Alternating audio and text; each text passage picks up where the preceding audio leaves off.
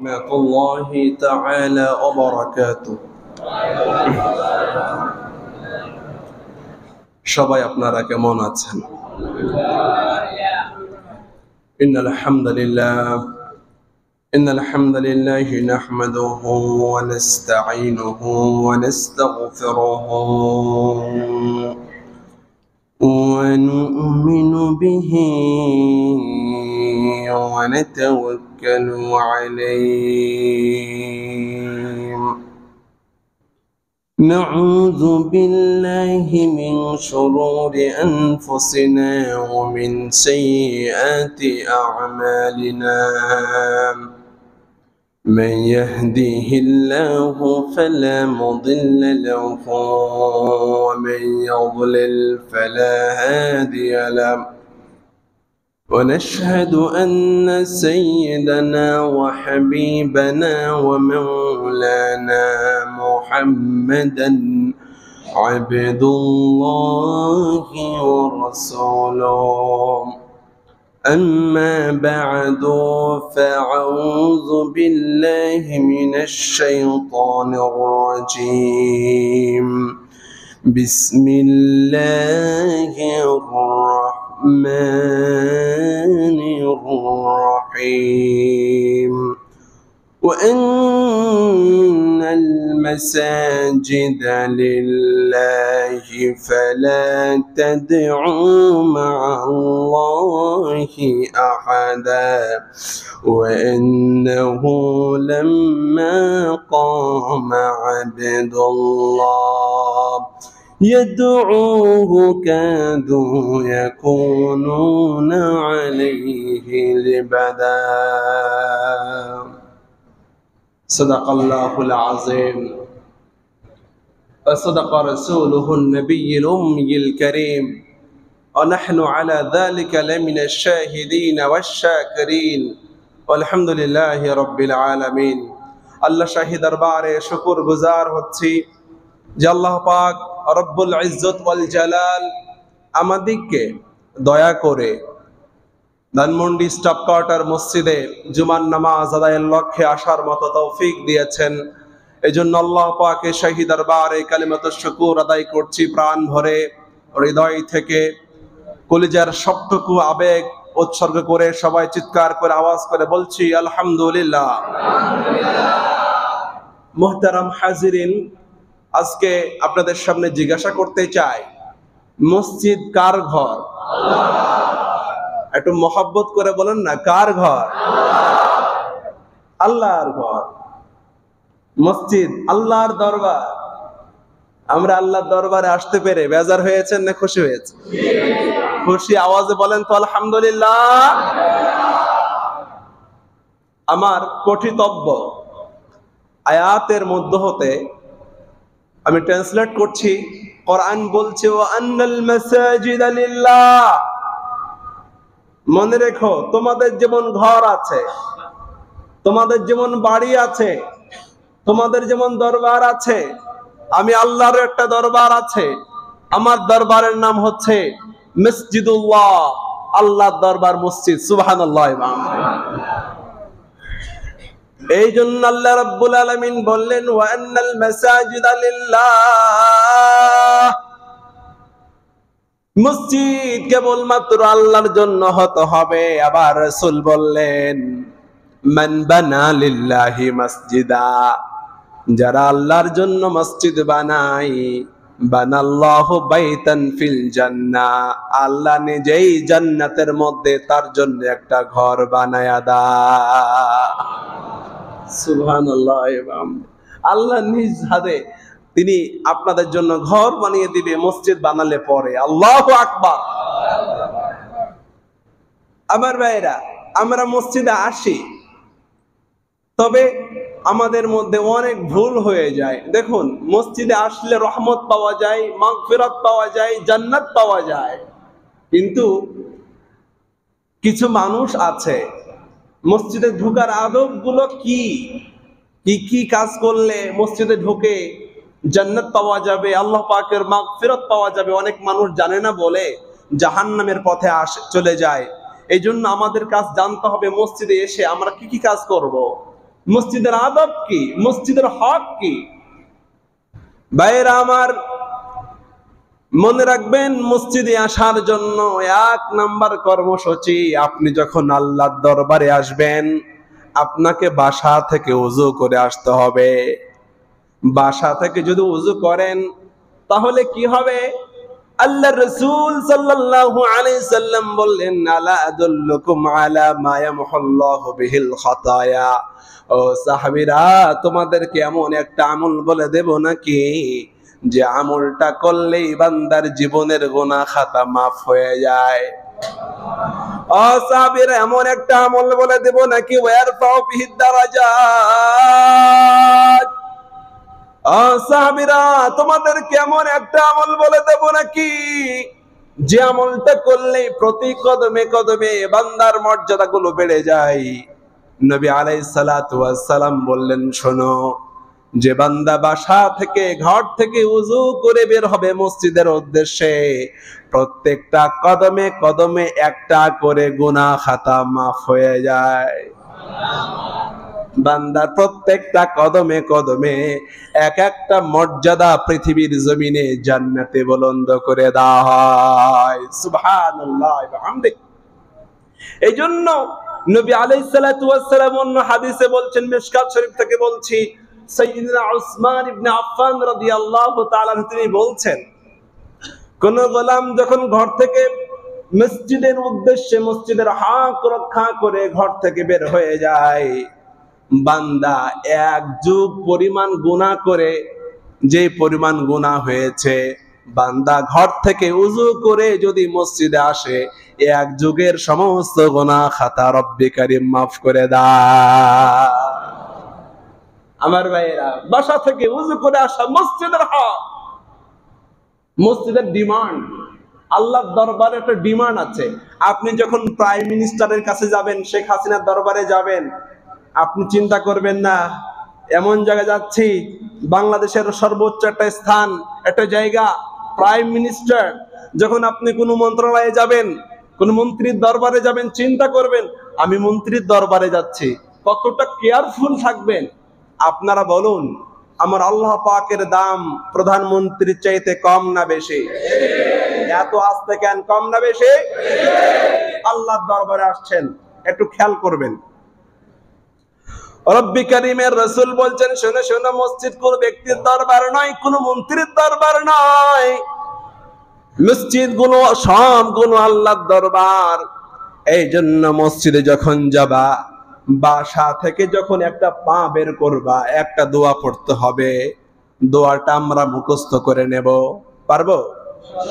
পড়ি ইনশাআল্লাহ। আর আপনি আসতেছেন আল্লাহর দরবারে, দোয়াটা পড়তে হবে এভাবে। সাইয়্যিদনা আব্দুল্লাহ ইবনে আব্বাস বলছেন এভাবে, নবী আলাইহিস সালাতু ওয়াস সালাম, খারাজান নবী সাল্লাল্লাহু আলাইহি সাল্লাম ইলা সালাতি ওয়া হুয়া ইয়াকুল, বিশ্বনবী যখনই তিনি মসজিদের দিকে যেতেন, ঘর থেকে বের হতেন, ওয়া ইয়াকুল, তিনি বলতে শুরু করতেন, আল্লাহুম্মা জাআল ফি কলবি নূরা ওয়া ফি লিসানি নূরা ওয়াজআল ফি সামঈ নূরা ওয়াজআল ফি বাসারি নূরা ওয়াজআল ফি খালফি নূরা ومن تحتي نورا ومن خلفي نورا ومن أمامي نورا وفي فوقي نورا اللهم أعطني نورا। পড়েন আল্লাহু আকবার। বিশ্বনবী দোয়া করতেন, ঘর থেকে বের হতেন যখন, তিনি বলতেন, রব্বুল আলামিন, আমার কলিজাকে নূরে নূরান্বিত করে দাও। আল্লাহু আকবার। ও আল্লাহ, আমার জিহ্বা, আমার জবানকে নূর দিয়ে ভরে দাও। ও আল্লাহ, আমার সামনে নূর দাও, পেছে নূর দাও, ডানে নূর দাও, বাঁয়ে নূর দাও, উপরে নূর দাও, নিচেও তুমি নূর দিয়ে দাও। সুবহানাল্লাহ। এই দোয়াটা আপনি যদি আরবিতে না পারেন, বাংলায় বলবেন। ঘর থেকে বের হবেন আর বলবেন, আল্লাহ, তোমার দরবারে যাচ্ছি, যেন তোমার দরবারের মান সম্মান ক্ষুণ্ণ না হয়। আপনি দয়া করে আমার কলিজায় নূর দেন, আমার জবানে নূর দেন, আর আপনি আমার সামনে নূর দেন, পেছে নূর দেন, ডানে নূর দেন, বাঁয়ে নূর দেন, উপরেও নূর দেন, নিচেও নূর দেন, আমাকে নূর দিয়া পরিপূর্ণ করে দেন। জোরে কোন সুবহানাল্লাহ। এই দোয়াটা পড়তে হবে। এই আমলটা করতে হবে। রাজি আছি না নাই? রাজি আছি না নেই মুসলমান? আবার যখন মসজিদে আপনি আসবেন, দোয়া পড়লেন, হঠাৎ করে শুনতে পেলেন মুয়াজ্জিন সাহেব ইকামত দিয়ে ফেলেছে। আপনি চিন্তা করবেন কি রে, এখন যখন ইকামত দেওয়া হয়ে গিয়েছে, এখন বেশি দেরি করা যাবে না, দৌড় দেই। মসজিদে দৌড়িয়ে আসা যাবে? আসতে কোন কেন যাবে? মেহেরবানি করে আমাদের যাদের পকেট আছে, সবার কি পকেট আছে? পকেটে হাত দেন, আর রুমাল যাচ্ছে, মেহেরবানি করে দেন ইনশাআল্লাহ মসজিদে। আপনাদের টাকাই তো এত সুন্দর কমপ্লেক্স গড়ে উঠেছে, ঠিক কিনা? এই জন্য ইনশাআল্লাহ দেন, কেউ মাহরুম থাকবেন না। প্রিয় ভাইরা, আপনি শুনতে পেলেন মুয়াজ্জিন সাহেব ইকামত দিয়ে ফেললেন, আপনি মাইকের আওয়াজ শুনতে পেলেন, দৌড় দিয়ে মসজিদে আসলেন। দৌড় দিয়ে মসজিদে এসে একটা মুরগি যেমন হাঁপায়, আপনিও হাঁপাইতে হাঁপাইতে আস্তে করে নামাজে গেলেন। আমরা তাড়াহুড়া নামাজে আছে কি? আপনারা বলুন, নামাজে তাড়াহুড়া আছে? না না না না। অনেক মুসলমান তো এমন আছে, চিন্তা করে যদি রাকাতটা ছুটে যায় তাহলে আমাকে আর এক রাকাত জরিমানা দেওয়ান লাগবো, এজন্য দৌড়াইয়া কোন রকমে রুকুতে যেন হুজুরকে ধরতেই পারি, জোর করে হলো ধরবো। এমন অবস্থা আমাদের বাংলাদেশে আছে না নাই? অধিকাংশ মুসল্লি চিন্তা করে, কি রে, যদি হুজুরের সাথে রাকাতটা না পাই, দ্বিতীয়বার তো আমাকে আবার পড়তে হবে, আর এক রাকাত জরিমানা লাগবে, এই জন্য দৌড় দিয়া মানুষগুলো রুকুতে চলে যায়। এমন অবস্থা আমাদের দেশে আছে। সাহাবীদের জামানায় ছিল, কেমন ছিল এবার শুনেন। সহিহ হাদিসের কথা বলছি, বুখারী শরীফ থেকে কোট করে নিয়ে আসছি। আবু কাতাদা দারুণ চমৎকার একটা হাদিস আপনাদের সামনে পেশ করেছেন এভাবে। তিনি বলছেন, কুন্না নুসাল্লি মা'আন নবী সাল্লাল্লাহু আলাইহি সাল্লাম, আমরা বিশ্বনবীর সাথে নামাজ পড়ছিলাম, হঠাৎ করে শুনতে পেলাম খসখসে আওয়াজ, কে যেন দৌড় দিয়ে এসে রুকু ধরেছে। বিশ্বনবী নামাজ শেষ করলেন, হুজুর গরম হয়ে গেলেন, রাগান্বিত হয়ে গেলেন, জিজ্ঞাসা করলেন, মা শানুকুম, এই কাজটা কে করেছো? দৌড়িয়ে এসে নামাজে দাঁড়াইছো কে? তোমার কি অবস্থা বলো, কেন করলা? সাহাবী বলল, ইয়া রাসূলুল্লাহ, মনে করেছিলাম আপনার নামাজ পরিপূর্ণ লাভ করব, যখন শুনতে পেলাম রুকুতে আপনি চলে গিয়েছেন, দৌড় দিয়ে রাকাত ধরার জন্য আপনার সাথে শামিল হয়ে গিয়েছি। হুজুর বলছেন, খবরদার নামাজে তাড়াহুড়া করবা না, লা তাফআলু, এই কাজটা জীবনে করবা না। সুবহানাল্লাহ। শুনো, তুমি যতটুক পাইছো, ফামা আদরাকতুম, তুমি যতটুক নামাজ ইমাম সাহেবকে পাবা তখনই তার সাথে শামিল হয়ে যাবা। অনেক মানুষ চিন্তা করে এটা, যে আহারে এখন তো ইমাম সাহেব হুজুর সেজদায় আছে, সেজদা থেকে উঠুক, দাঁড়াক, এরপরে আমি দাঁড়াবো। এমন মুসলমান বাংলাদেশে নাই। আসতে কোন কেন, আছে না নাই? না না না, ইসলামের বিধান হচ্ছে এটা, ইমামকে যেখানেই পাবেন না কেন সেখানে ইমামের সাথে শামিল হয়ে যেতে হবে। আদেশটা করেছে একজন, তিনি কে? ভাইরা আমার, আপনি যে দৌড় দিয়ে আসলেন, ইমাম সাহেব রুকুতে আছে, আপনি ইমামের রুকুর সাথে তাল মিলিয়ে রুকুতে যাওয়ার জন্য দৌড় দিয়ে আপনি যে শামিল হয়ে গেলেন, আপনার নামাজটা নষ্ট হয়ে যায় দুই কারণে। মানুষ আমি দেখছি, হুজুর রুকুতে আছে, এখন হুজুরের সাথে রুকু ধরতেই হবে, বান্দা চিন্তা করে আল্লাহু আকবার বলে কোন রকমে না দাঁড়ায়া কোন রকমে একদম ডাইরেক্ট রুকুতে চলে যায়। কথা বলেন ঠিক না বেঠিক? আচ্ছা বলুন, তাকবীরে তাহরিমা ছাড়া আপনি যদি আল্লাহু আকবার, এটাকে বলা হয় প্রথম তাকবীর, তাকবীরে তাহরিমা, অর্থাৎ যে তাকবীরে সমস্ত কিছুকে হারাম করে দেওয়া হয়। আগে কথা বলা জায়েজ ছিল, কিন্তু তাকবীর যখন বলেন আল্লাহু আকবার, নামাজে কথা বলা যাবে না, খাওয়া যাবে না। এই তাকবীরে তাহরিমা পাঠ করা এটা ফরজ, আপনি তাকবীরে তাহরিমা বাঁধতে পারলেন না, এরপরে দাঁড়িয়ে কিয়াম করা, এটা ফরজ না নফল? জোরে কোন, ফরজ না নফল?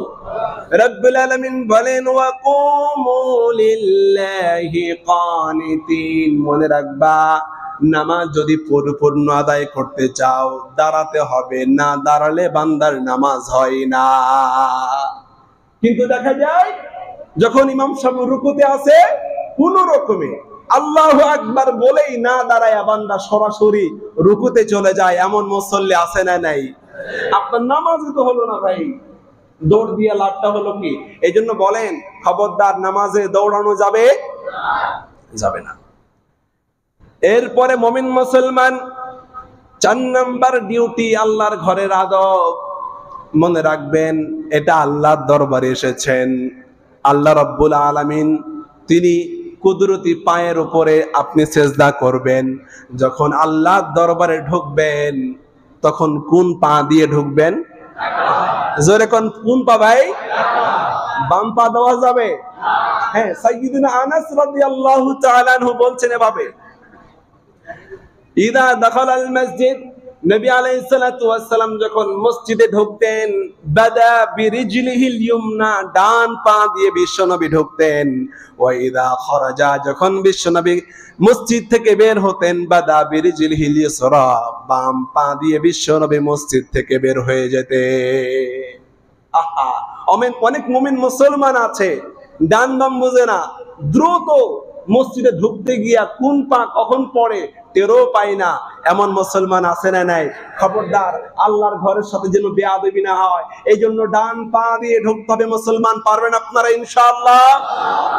যখনই আপনি মসজিদের গেটে আসবেন চিন্তা করবেন এটা আল্লাহর দরবার, সম্মান করতেই হবে।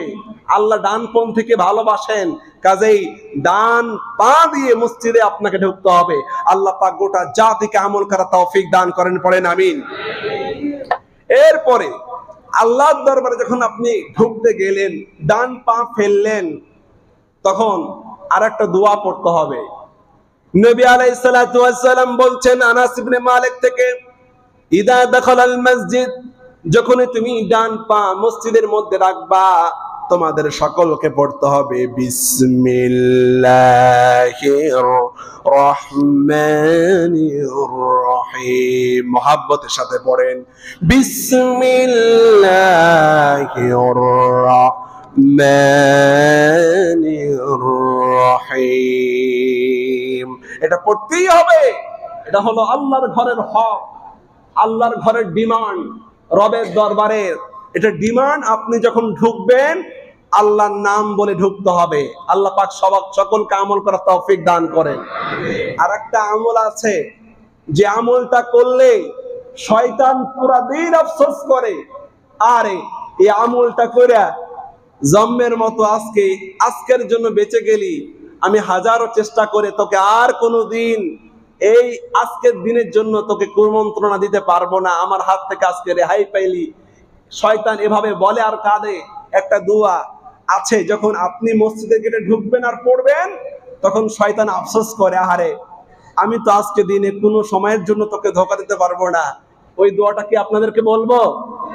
আপনারা আমল করবেন তো ইনশাআল্লাহ? আমার সাথে সবাই পড়েন আউযু বিল্লাহিল আযীম। সবাই কি পড়ছে? আউযু বিল্লাহিল আযীম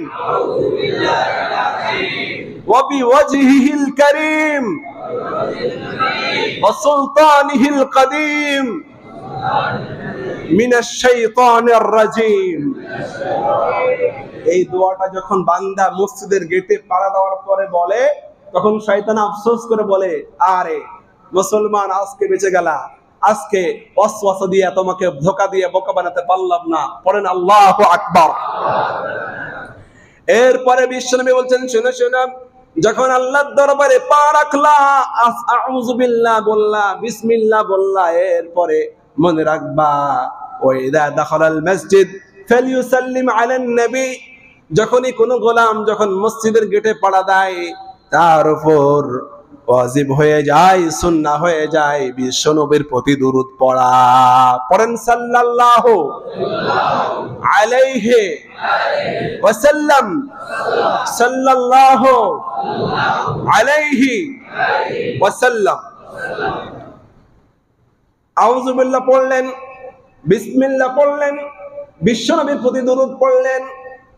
এরপরে মসজিদে যখন ঢুকবেন আরেকটা দোয়া পড়তে হবে, রহমতের দোয়া।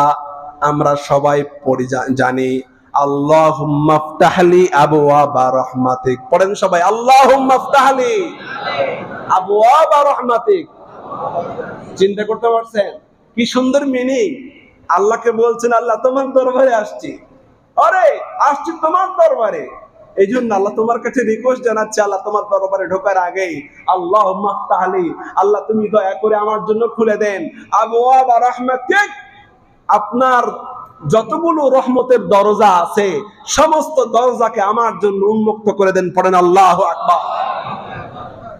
দেখবেন বিভিন্ন মাজারে লেখা আছে বাবে রহমত, আছে না নাই? একমাত্র বাবে রহমত মসজিদ, আর বাকি যতগুলো মাজারে বাজারে লেখা থাকে বাবে রহমত, ওটা বাবে রহমত নয়, ওটা বাবে গজব। জোরে কাও ঠিক না বেঠিক? বাবে রহমত কেবলমাত্র আল্লাহ পাকের দরবার। এই জন্য আল্লাহ পাকের রাসূল শিখাচ্ছেন, গোলাম যখনই ঢুকবা আল্লাহর কাছে মিনতি জানাবা যে আল্লাহ দয়া করে তোমার রহমতের সমস্ত দরজাগুলা আমার জন্য খুলে দাও। পড়েন আমিন। নবী আলাইহিস সালাতু ওয়াস সালাম বলছেন, মুমিন মুসলমান যখন মসজিদ থেকে বের হবে তখন তুমি বলবে, আল্লাহুম্মা ইন্নী আসআলুকা মিন ফাজলিক। সবাই বলেন, আল্লাহুম্মা ইন্নী আসআলুকা মিন ফাজলিক। মানে বলছেন, আল্লাহ তোমার রহমত আছে বলে মসজিদে আসতে পারছি, তুমি দয়া করে আমার জন্য রহমতের দরজাগুলো খুলে দাও। আর মসজিদ থেকে বের হচ্ছি, ইন্নী আসআলুকা, তোমার কাছে আমি চাচ্ছি, মিন ফাজলিক, রিজিক একমাত্র দান করেন তিনি কে? জোরে কোন, তিনি কে?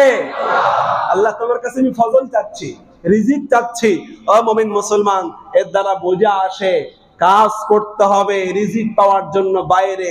কারণ আল্লাহ পাক বলছেন, ফাইদা কুদিয়াতিস সালাত, নামাজ শেষ হয়ে গিয়েছে, খবরদার মসজিদে বসে থেকো না, দৌড় দাও। ফান্তাশিরু ফিল আরদ, জমিনে দৌড়াও। ইবতাগুনা মিন ফাদলিল্লাহ, আল্লাহর ফজল, আল্লাহর রিজিক তালাশ করার জন্য জমিনে ভ্রমণ করো, জমিনে ঘোরাঘুরি করো, আর চেষ্টা করো রিজিক আমাদেরকে দিয়ে দিবে একজন, তিনি কে? মুমিন মুসলমান, যখন আপনি মসজিদে ঢুকলেন, আউযু বিল্লাহ পড়লেন, বিসমিল্লাহ পড়লেন, বিশ্বনবীর প্রতি দরুদ পড়লেন, আর ঢোকার দোয়া পড়লেন, এবার আরেকটা কাজ করতে হবে, সবাইকে ইতিকাফের নিয়ত করতে হবে। রব্বুল আলামিন বলছেন, ওয়ালা তুবাশিরুহুন্না ওয়া আনতুম আকিফুনা ফিল মাসাজিদ। মনে রেখো, মসজিদে ঢোকা যায় না কেবলমাত্র একমাত্র ইতিকাফের নিয়ত করে বান্দারে ঢুকতে হয়। নফল ইতিকাফ, ইতিকাফের নিয়ত করবেন, আল্লাহরে বলবেন, আল্লাহ আমি জয় ঘন্টা থাকবো, আপনি দয়া করে, আমি তো ইতিকাফের নিয়ত করলাম, আমার ইতিকাফকে তুমি কবুল করে নাও। পড়েন আমিন। অনেক মুসলমান ইতিকাফ যে করতে হয় অনেক মুসলমান জানে না। এই জন্য আপনারা সবাই বলেন, মসজিদে ঢুকলেই ইতিকাফের নিয়ত করার দরকার আছে না নাই?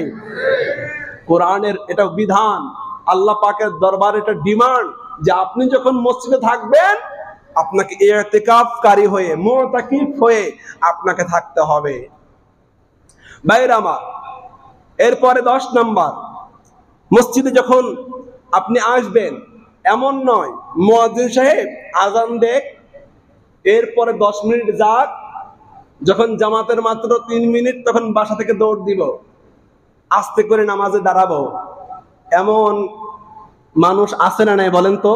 এই চিন্তা করে মানুষ যে পাশে বাসা, মসজিদের পাশে বাসা লইছি, একটু রেস্ট লই, একটু চা খাই। মুমিন মুসলমান মনে রাখুন, কোরআন আল কারীম আমাদেরকে জানিয়েছে মসজিদের ডিমান্ড কি জানো? ইদা, আল্লাহ রাব্বুল আলামিন বলছেন, ইদা নুদিয়া লিস-সালাতি মিন ইয়াউমিল জুমআহ, যখনই মুয়াজ্জিন সাহেব আযান দিয়ে দিল, ফাসআউ ইলা যিকরিল্লাহ ফাসআও বলা হয়েছে, দৌড় মারতে বলা হয়েছে, মানে জলদি করে বাসা থেকে বের হও। যখনই মুয়াজ্জিন সাহেব আযান দিয়ে দেয়, বাসার মধ্যে থাকার কোনো পারমিশন নাই। কারণ সাবিকু ইলা মাগফিরাতিন মির রাব্বিকুম, তোমাদের রব বলেছেন মসজিদে ঢুকবা আর আমি আল্লাহ পাকের দরবারে আসবা, আমি আল্লাহ রাব্বুল আলামিন তোমাদেরকে মাফ করে দেব।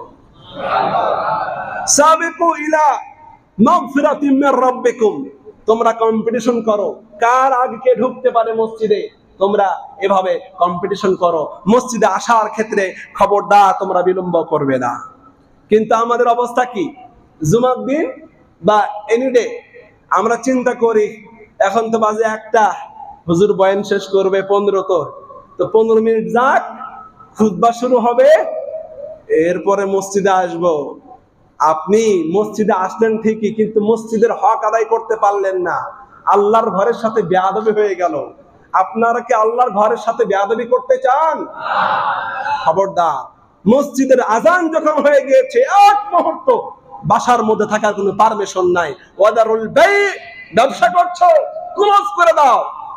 তোমার ঘরের মধ্যে আছো সব বাদ দিয়ে দাও, সব বাদ দিয়ে মসজিদে দৌড় দাও, পড়েন আল্লাহু আকবার। এরপরে আমার রাসূল বলছেন, শোনো, কিয়ামতের ময়দানে এমন হবে, নূহ নবী কাঁদবে আল্লাহর কাছে, আল্লাহ আমি বাঁচতে চাই, এই যে বিভীষিকাময় অবস্থা, আল্লাহ তুমি দয়া করে আমারে বাঁচাও। ইব্রাহিম দোয়া করবে, আল্লাহ তুমি আমারে বাঁচাও, আজকে আমার উম্মত লাগবে না। ঈসা নবী, মুসা নবী, সমস্ত নবী বলবে, আল্লাহ আমার কাউকে দরকার নাই, শুধু আমি বাঁচলেই হইল। এমন সময় আমার রাসূল বলছেন, শুনো শুনো, যারা আগে আগে মসজিদে আসবে, আজানের সাথে সাথে মসজিদে আসবে, তাদের অবস্থা এমন হবে, কিয়ামতের দিন আল্লাহ পাকের যে একটা আরশ আছে, আরশের যে একটা ছায়া আছে, ওই ছায়ার নিচে আল্লাহ রাব্বুল আলামিন আপনাকে জায়গা করে দিবে। ভাইরা আমার, কোন গাছের ছায়া নয়, আপনার বিল্ডিং এর ছায়ার মতো ছায়া নয়, আল্লাহ পাকের আরশে যে ছায়া, ওই ছায়া আপনাকে আল্লাহ পাক স্থান দিয়ে দিবে। পড়েন সুবহানাল্লাহ ওয়া বিহামদিহি। নবী আলাইহিস সালাতু ওয়াস সালাম বলছেন, সাবাতুন ইযিল্লুহুমুল্লাহু ফি যিল্লিহি, কিয়ামতের ময়দানে আল্লাহ রাব্বুল আলামিন ওই সমস্ত 7 শ্রেণীর মানুষকে ছায়া দিবেন, যেদিন ইয়াউমা লা যিল্লা ইল্লা যিল্লু, আল্লাহর ছায়া ছাড়া অন্য কোনো ছায়া থাকবে না। আল্লাহ পাকের রাসূল বলছেন, তার মধ্যে ওয়ারাজুলুন কলবুহু মুআল্লিকুম বিল মাসাজিদ, কিছু মানুষ আছে সারাক্ষণ জিজ্ঞাসা করে, দেখো তো কত বাজে, সময় হয়ে গেল নাকি নামাজের।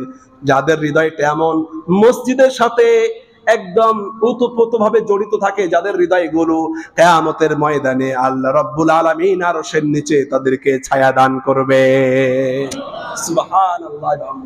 আমরা কি সবাই আরশের ছায়া চাই? মনে রাখুন, মসজিদের ডিমান্ড, মসজিদের হক, আপনি দ্রুত মসজিদে আসবেন। কিন্তু আমাদের অবস্থা এমন, বাজারে ঢুকলে আড্ডা দিতে খুব পছন্দ করি। বাজার যখন শুনি আজকে শনিবার, বাজার অমুক জায়গায়, দৌড় দিয়ে চলে যায় বাজারের দিকে। কিন্তু বারংবার মসজিদে এলান হয়, আওয়াজ দেয় মুয়াজ্জিন সাহেব, কিন্তু মসজিদে আসার ক্ষেত্রে আমাদের মধ্যে পিছু টান আছে না নাই? ভাইরা আমার, মসজিদের হক যেন নষ্ট না হয়ে যায়।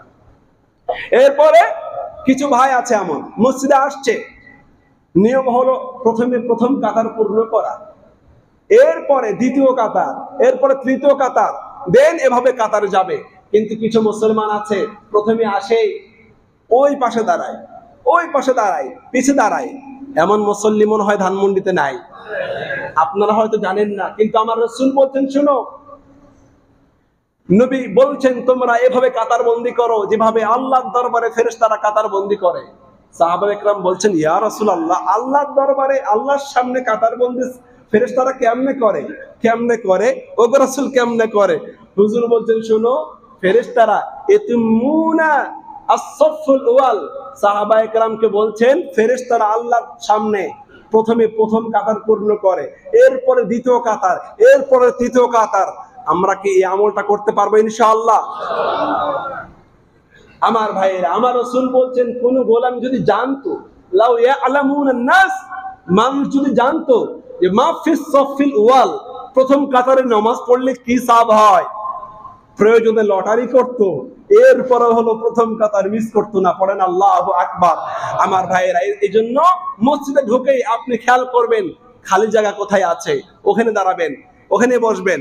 আল্লাহ পাক সকলকে মাসআলাটা আমল করা তৌফিক দান করেন, পড়েন আমিন। এরপরে সময় হলে, সুযোগ হলে আপনারা তাহিয়াতুল মসজিদ, দুখুলুল মসজিদ, সময় আছে, সুযোগ আছে, চেষ্টা করবেন অবশ্যই পড়া সুন্নাত। আমার রাসূল বলছেন, কেউ যদি বিকলবি, কলব থেকে, হৃদয় থেকে, ওয়াজহি, একমাত্র আল্লাহকে দেখানোর উদ্দেশ্যে মসজিদে ঢুকে মাত্র 2টা রাকাত নামাজ পড়ে, আমি রাসূল বলছি ওয়াজাবাত লাহুল জান্নাত, তার জন্য আল্লাহ পাকের জান্নাতটা ওয়াজিব হয়ে যায়। আল্লাহু আকবার। 2 রাকাত নামাজ দিয়ে জান্নাতকে ওয়াজিব করতে পারবেন আপনি। এই আমলটা করা যাবে ইনশাআল্লাহ। আল্লাহ পাক আমল করা তৌফিক নসিব করেন, পড়েন আমিন। সময় কম, প্রিয় মুমিন মুসলমান, আল্লাহ পাক বলছেন আমার দরবারে ডিমান্ড হলো যখনই আসবা তখন সাজগোজ করে পরিপাটি হয়ে আমার দরবারে আসবা। খবরদার, তুমি এমপির সামনে দেখা করতে গিয়া সুন্দর সুন্দর জামা পোশাক পরো, বিবাহ অনুষ্ঠানে গিয়া সর্বোচ্চ ডিমান্ডের দামি পোশাকটা পরিধান করো, আর আল্লাহর সামনে আসলে, দরবারে আসলে ওই টুপিটা কই আছে রে, কোন টুপি, 6 মাস আগে যে টুপিটা আপনার ময়লা ছিল ওই টুপিটা লয়, এমন মুসলমান বাংলাদেশে নাই।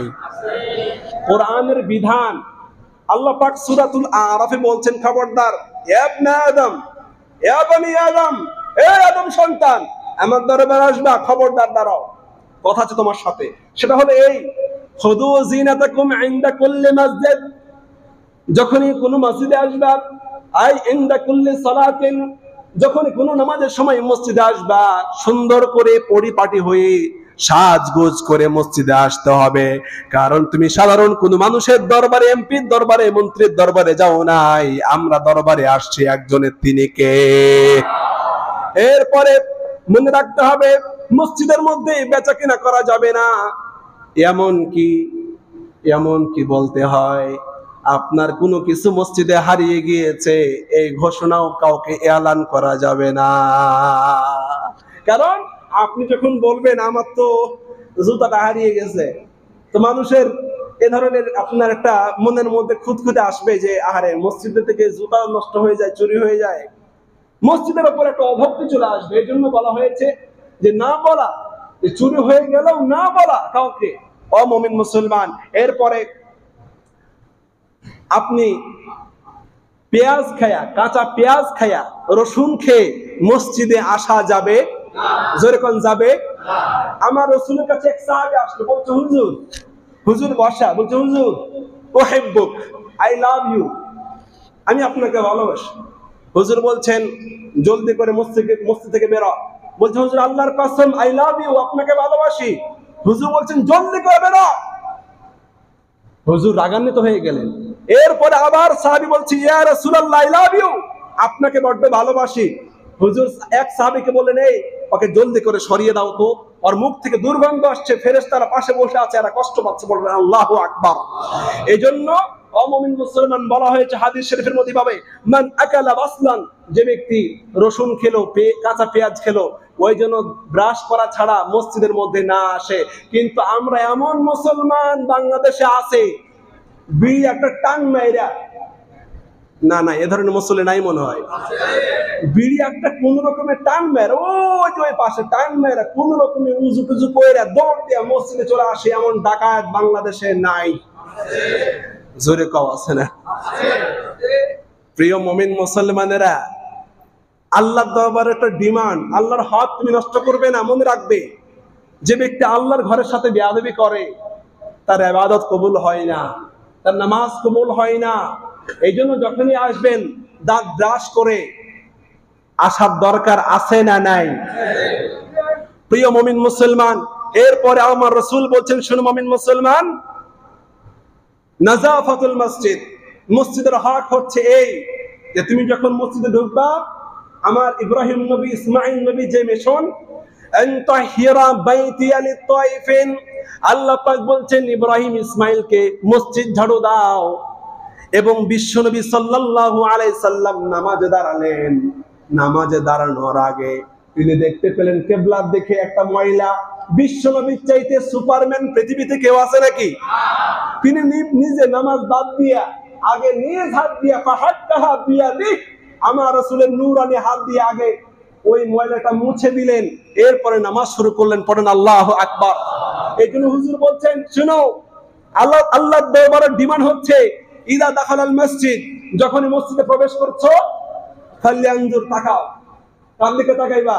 ওই মুয়াজ্জিনের দিকে, খাদেমের দিকে, যে খাদেম এখানে ময়লা, খাদেম এখানে ময়লা, এটা সাফ করো, এটা সাফ করো, ওখানে ময়লা সাফ করো। এমন মুসল্লি বাংলাদেশে নাই। আপনি যেই সাহেব হন, এমপি সাহেব, তাতে কি হয়েছে? মন্ত্রী সাহেব, তাতে কি হয়েছে? খতিব সাহেব, তাতে কি হয়েছে? বিশ্ব নবী তিনি মসজিদের ময়লা পরিষ্কার করতে পারেন।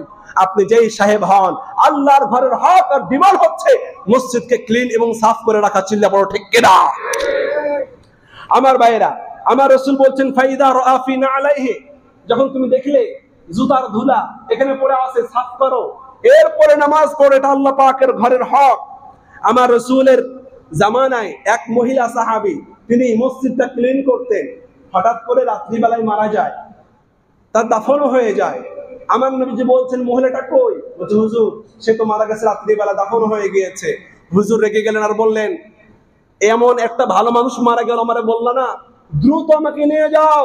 তার কবরের কাছে নিয়ে গেল। বিশ্ব নবী নিজে ওই মহিলার জন্য দোয়া করলেন। পড়েন আল্লাহু আকবার। এই জন্য আপনি যদি রাসূলুল্লাহ দোয়া চান, মসজিদকে ক্লিন করে রাখার দরকার আছে না নাই? এরপরে একটা মাসালা আমি আজকে বলবোই, এটা আপনাদের মধ্যে আছে, বললো আছে না বললো আছে। যখন নামাজ শেষ হয়ে যায়, মানুষেরা সুন্নাহ নামাজ পড়ে, নফল নামাজ পড়ে, কিছু মানুষ পাওয়া যায় ওই বাইরের অংশে কিছু মানুষ এমন জোরে জোরে কথা বলে, মানুষের ডিস্টার্ব হয়, নামাজ পড়তে কষ্ট হয়। জোরে কাও ঠিক না ঠিক? একটু ভালো করে বুঝবেন, নামাজ পড়তে আসছেন আল্লাহরে খুশি করার জন্য, কিন্তু আল্লাহ পাকের ঘরের একটা ডিমান্ড হলো এই, আল্লাহর ঘরের মধ্যে কোনো আওয়াজ করা যাবে না, কোনো উঁচু আওয়াজ করা যাবে না।